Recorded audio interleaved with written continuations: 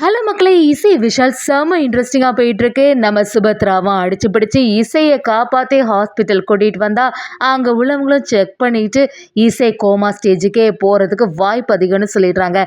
நம்ம இசைக்கு விஷாலோட ஞாபகங்கள் இருக்க போகுதா? வீடியோக்குள்ள போறதுக்கு முன்னாடி நம்ம சேனலுக்கு சப்ஸ்கிரைப் பண்ணுங்க. அப்படியே பக்கத்துல இருக்க பெல் ஐகானை கிளிக் பண்ணிடுங்க. அப்பதான் நான் போடுற வீடியோலாம் உங்களுக்கு நோட்டிஃபிகேஷனா வரும். நம்ம அசோக்கும் வரக்கூடிய ஆபத்தை பத்தி எதுவுமே தெரியாம அசால்ட்டா இருந்துட்டு இருக்காங்க. இசையும் சரி அசோக்கை போய் பார்க்கலாம், அவங்களுக்கு மெடிசன் கொடுக்க வேண்டியதா இருக்கே அப்படின்னு சொல்லிட்டு நம்ம அசோக்கோட ரூம் அப்படியே ஓப்பன் பண்ணி பார்க்குறாங்க. அங்கே பக்கத்துலேயே ஒரு செயல் நிற்கிது. அதை பார்த்த உடனே நம்ம இசை அப்படியே அதிர்ச்சியாகி நிற்கிறாங்க. அசோக் உங்க பக்கத்தில் ஒரு பாம்பு இருக்குது அப்படின்னு சொன்ன உடனே அசோக் அப்படியே பதட்டாயிடுறாங்க. நம்ம இசையும் சரி நீங்கள் எதுவுமே டென்ஷன் ஆகாதுங்க, அப்படியே ஆமாம் அப்படியே இருந்துக்கோங்க, நான் எல்லாத்தையுமே சரி பண்ணேன்னு சொல்லிட்டு நம்ம இசை என்னதான் பயமா இருந்தாலும் எப்படியாவது அசோக்கை காப்பாற்றணுமே அப்படின்னு சொல்லிட்டு அந்த இடத்துல அப்படியே கையை வச்சு அப்படியே தூக்கி போடும்போது கரெக்டாக நம்ம இசைக்கு அந்த ஆபத்து வந்துடுது. அதே சமயத்தில் அசோக்கும் என்னாச்சு இசை, எந்த பிரச்சனை இல்லையே அப்படின்னு சொல்லும்போது இசைனால பேசக்கூட முடியல. நம்ம அசோக்கும் சத்தம் போட ஆரம்பிக்கிறாங்க. யாராவது வீட்டில் இருக்கீங்களா அப்படின்னு சொல்லிட்டு சத்தம் போடும்போது சுபத்ராவும் கரெக்டாக வராங்க. நம்ம அசோக் கிட்ட என்னாச்சுப்பா, எதுக்கு நீ இப்படி சத்தம் போடுற அப்படி சொல்லும்போது நம்ம அசோக் நடந்தது எல்லாத்தையும் சொல்கிறாங்க. இசைக்கு ஏதோ ஒரு ஆபத்து வந்துட்டு அவளை போய் பாருங்க அப்படி சொல்லும்போது இசை பக்கத்தில் அப்படியே மயங்கி விழுந்திருக்காங்க. அவங்க வாயில எல்லாம் நுர தொள்ளிட்டு இதை பார்த்த உடனே நம்ம சுபத்ரா அப்படியே அதிர்ச்சியாகி இசை கொஞ்ச நேரம் அமைதியாக இருமா, உனக்கு எந்த பிரச்சனையும் வராமல் நான் பாதுகாத்துப்பேன்னு சொல்லிட்டு உடனே நம்ம சுபத்ரா அந்த விஷத்தை எடுக்கிறதுக்காக ட்ரை பண்ணுறாங்க. உனக்கு எதுவும் வர்றதுக்கு நான் விடவே மாட்டேன் அப்படின்னு சொல்லி நம்ம சுபத்ரா இசையை காப்பாற்றும் போது இசை இன்னும் மயக்கம் தெளியாமல் இருந்துட்டு இருக்காங்க. நம்ம சுபத்ராவும் வீட்டில் உள்ளவங்க எல்லாருமே கூப்பிட்டு இசைக்கு இப்படி ஒரு ஆபத்து வந்துட்டு உடனே ஹாஸ்பிட்டல் போனோம் அப்படி சொல்லும்போது இதை பார்த்த ஸ்ரீஜா அதிர்ச்சி ஆயிடுறாங்க. என்னடா நம்ம ஒரு பிளான் போட்டால் இங்கே வேற மாதிரி நடந்திருக்கே, அக்கா இங்கே பாருங்க இசைக்கு இப்படி ஒரு ஆபத்து வந்துட்டே, அசோக்குக்கு தானே நம்ம ஸ்கெட்சை போட்டோம் அப்படி சொல்லும்போது சிந்தாமணியும் சரி ஸ்ரீஜா யாரா இருந்தா என்ன, இந்த இசைக்கு ஏதோ ஒரு ஆபத்து வந்துட்டுல அதுவும் நல்லது தானே, சரி என்னதான் நடக்குதுன்னு பார்ப்போம், சரி எப்படியாவது இவ எழும்பாமல் இருக்கணும் அப்படின்னு சொல்லிட்டு ஸ்ரீஜா கிட்ட சிந்தாமணி சொல்கிறாங்க. ஆனால் இந்த விஷயம் மட்டும் வெளியில் யாருக்குமே தெரிஞ்சக்கூடாது, நம்ம மட்டும் இந்த செயலை செய்தும் தெரிஞ்சுன்னு வச்சுக்கேன், அதுக்கப்புறமா நமக்கு தான் பெரிய ஆபத்தாக முடிஞ்சிடும் அப்படின்னு சொல்லும்போது சுபத்ராவும் சரி நின்றுட்டே இருக்காமல் ஹாஸ்பிட்டலுக்கு போகலான்னு சொல்லி நம்ம இசையை கூட்டிகிட்டு ஃபாஸ்ட்டாக ஹாஸ்பிட்டலுக்கு கூட்டிகிட்டு போகிறாங்க. அதே சமயத்தில் நம்ம விஷாலும் இசைக்காக கிஃப்ட் வாங்குறதுக்காக அந்த ஷாப்புக்கு போகிறாங்க.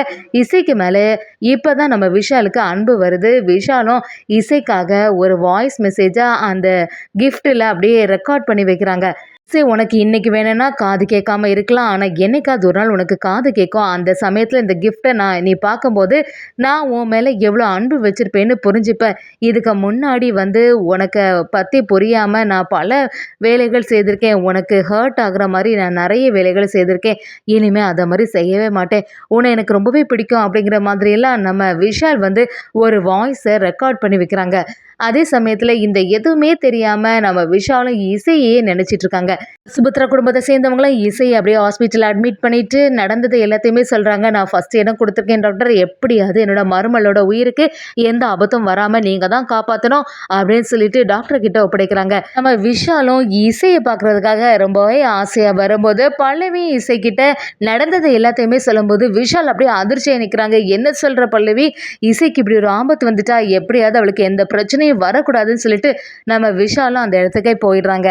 அங்கே பார்த்தீங்கன்னா டாக்டர் எல்லாம் செக்அப் பண்ணிட்டு இருக்கும்போது நம்ம சுபத்ரா கிட்ட விஷாலும் என்னாச்சுமா திடீர்னு நல்லா தானே இருந்தா அப்படின்னு கேட்கும்போது இப்படி ஒரு செயல் நடந்துச்சு விஷால் அப்படி சொல்லும்போது விஷாலும் அது எப்படி இந்த மாதிரி ஒரு செயல் வீட்டுக்குள்ளே வரும், யாரோ ஒருத்தங்க இதை கண்டிப்பாக பிளான் பண்ணியிருக்கணும், அசோக்குக்கு தான் ஏதாவது ஒரு ஆபத்து வரணும்னு சொல்லிட்டு ஸ்ரீஜாவே இதை செய்திருக்கலாம், என்னவா இருந்தாலும் இசைக்கு உயிர் எந்த பிரச்சனையும் இல்லாமல் இருக்கணும், நல்லபடியாக அவளை காப்பாற்றணும் அப்படிங்கிற மாதிரி கடவுள்கிட்ட வேண்ட ஆரம்பிக்கிறாங்க. சரி டாக்டர் வெளியில் என்ன சொல்லுவாங்களோ அப்படின்னு சொல்லிட்டு ஒரு பதட்டத்திலே இருக்கும்போது ஸ்ரீஜா சிந்தாமணியும் கண்டிப்பாக இசை ஏதாவது ஒரு ஆபத்து இருக்கணும், இன்னைக்கு மட்டும் அந்த ஓவியர் அசோக் கிட்ட கேட்டுட்டானா அப்புறமா நம்ம தான் சரியாக மாட்டிடுவோம், அவன் கரெக்டாக சொல்லிட்டானா நம்ம முகம் தானே தெரிஞ்சிருமே அப்படிங்கிற மாதிரி ஸ்ரீஜா ரொம்ப யோசனையில் இருக்காங்க. டாக்டரும் வெளியில் உடனே நம்ம சுபத்ரா விஷாலும் என்னாச்சு, என்னோட மருமகளுக்கு எந்த பிரச்சனையும் இல்லையே அப்படி கேட்கும்போது விஷாலும் டாக்டர் எப்படியாவது என்னோட ஒய்ஃபை காப்பாற்றிட்டுருங்க, அவன் நல்லபடியாக இருக்கணும் அப்படின்னு சொல்லிட்டு கை கூப்பி நம்ம டாக்டர்கிட்ட கேட்கும்போது டாக்டரும் இல்லை அவங்க கொஞ்சம் கிரிட்டிக்கல் கண்டிஷனில் தான் இருக்காங்க, எதுனாலுமே 2 மணி நேரம் கழித்து தான் சொல்ல முடியும், இப்படியே இருந்துட்டு இருந்தால் அவங்க கோமாக்கு போகிறதுக்கும் வாய்ப்பு அதிகம் அப்படின்னு சொன்ன உடனே சுபத்ரா அப்படியே அதிர்ச்சியாகி, என்ன டாக்டர் சொல்கிறீங்க, அவளுக்கு எந்த பிரச்சனையும் வரக்கூடாது, அவளை வந்து நல்லபடியாக காப்பாற்றித்தாங்க, எவ்வளோ செலவானாலும் பரவாயில்ல அப்படி சொல்லும்போது டாக்டரும் எங்களால் முடிஞ்ச அளவுக்கு நாங்கள் அதை ட்ரை பண்ணதாமா செய்கிறோம், சரி பார்க்கலாம், எதுனாலும் கொஞ்சம் நேரம் கழித்து தான் சொல்ல முடியும்னு சொல்லிடுறாங்க. அதே சமயத்தில் இதை கேட்ட ஸ்ரீஜாவுக்கு சந்தோஷம் ஆகிடுது. சிந்தாமணி கிட்ட, அக்கா நம்ம நினச்ச மாதிரி நல்லபடியாக நடந்துட்டு, ஆஷாக்கு ஒரு பிளானை போட்டோம், ஆனால் வந்து அதில் இந்த இசை மாட்டிட்டா, இசை மட்டும் கோமாக்கு போயிட்டான்னு வச்சுக்கேன், அதுக்கப்புறமா நம்ம ஈஸியாக அந்த வீட்டில் உள்ளவங்கள பழி வாங்கிடலாம், இது வரைக்கும் நம்ம திட்டத்துக்கு எல்லாத்துக்குமே ஆப்பு வச்சது அந்த இசை தானே, இனிமே யாருனாலும் எதுவுமே செய்ய முடியாதுன்னு சொல்லிடுறாங்க.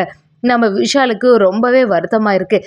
இப்போ தான் நம்ம இசையை பற்றி புரிஞ்சுக்கிட்டு இசைக்காக நம்ம விஷால் கொஞ்சம் கொஞ்சமாக மாறி வந்தாங்க. ஆனால் கடைசி நேரத்தில் எப்படி ஒரு செயல் ஆயிட்டேன்னு சொல்லிட்டு விஷால் ரொம்பவே ஃபீல் பண்ணும்போது சுபத்ராவும், விஷால் நீ எதுக்குமே கவலைப்படாத, இசைக்கு எந்த ஆபத்துமே வராது அப்படின்னு சொல்லிடுறாங்க. நம்ம இசைக்கு இப்படி ஒரு செயல் நடந்துச்சு அப்படின்னு தெரிஞ்ச உடனே நம்ம வர்ஷினியும் அந்த இடத்துல வந்து, அக்காவுக்கு இப்போ எப்படி இருக்கு, அக்காவுக்கு என்னாச்சு, எனக்கு உடனே அக்காவை பார்க்கணும் அப்படி சொல்லும்போது சுபத்ராவும் கொஞ்சம் பொறுமையாயிருமா, டாக்டர் இப்போ தான் வந்துட்டு போனாங்க, இசைக்கு வந்து கொஞ்சம் கிரிட்டிக்கலாக தான் இருக்குது, எதுனாலுமே கொஞ்சம் நேரம் கழித்து தான் சொல்ல முடியும் அப்படின்னு சொன்னாங்க. அதை கேட்ட உடனே நம்ம வர்ஷினி இன்னும் கொஞ்சம் ஃபீல் பண்ண ஆரம்பிக்கிறாங்க.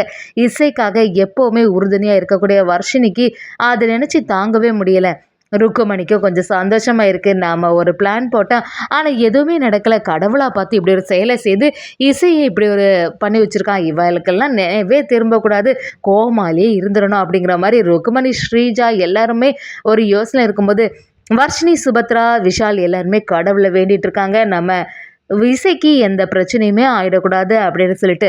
நம்ம விஷாலும் ஸ்ரீஜாவோட திட்டமாக தான் இது இருந்திருக்கோம், அசோக்குக்கு ஆபத்து வர்றதுக்காக இப்படி ஒரு செயலை பண்ணியிருப்பா அப்படின்னு சொல்லிட்டு ஸ்ரீஜாவை எதிர்த்து நிற்கிறாங்க. ஸ்ரீஜா கிட்ட வந்து, ஸ்ரீஜா இந்த வேலையெல்லாம் செய்தது நீ தானே அப்படி கேட்கும்போது, நீ எதை பற்றி சொல்கிற, நான் ஒன்றும் எதுவுமே செய்யலை, அவளை இந்த மாதிரி கடிச்சதுக்கு நான் எப்படி காரணமாக முடியும் அப்படி கேட்கும்போது விஷாலும், இல்லை உன்னை பற்றி எனக்கு நல்லாவே தெரியும், நீ சரியான விஷம், அவள் வந்து இப்படியான காரணம் நீயாக தான் இருக்கும், அது எப்படி வீட்டுக்குள்ளே தானே வரும், அதுவும் அசோக்கோட ரூமுக்கு கரெக்டாக வந்திருக்குன்னா அசோக்குக்கு ஏதாவது ஒரு ஆபத்து வர மாதிரி நீ செய்திருப்ப, அதனால தான் இப்படி ஒரு செயல் நடந்திருக்கு, அசோக்கை காப்பாற்ற போய் தான் இசைக்கு இப்படி ஆச்சு, என்ன நடந்தாலுமே உன்னோட சுயரூபத்தை நிரூபிக்காமல் நான் விடவே மாட்டேன், கூடிய சீக்கிரமாக நீ தான் எல்லாத்துக்கும் காரணம் அப்படின்னு சொல்லிட்டு நிரூபித்து என் அம்மா கையினாலேயே உன்னை வந்து இந்த வீட்டை விட்டே வெளியில் அனுப்பிப்பாரு அப்படிங்கிற மாதிரி நம்ம விஷால் வந்து ஸ்ரீஜா கிட்ட சவால் விடுற மாதிரி பேசுகிறாங்க.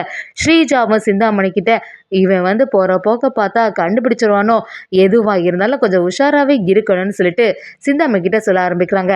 அங்கே உள்ளவங்கள்ட்ட நம்ம விஷாலும், இசை இப்போ நல்லா தானே இருக்கா அப்படி கேட்கும்போது அவங்களும், இசை வந்து கோமாவுக்கு போகிறதுக்கு வாய்ப்பு அதிகம், நம்ம விஷால் வந்து இசையை ஏற்றுக்கும் போது இசைக்கு விஷாலோட ஞாபகங்கள் சிலது மறக்க போகுதுன்னே சொல்லலாம்.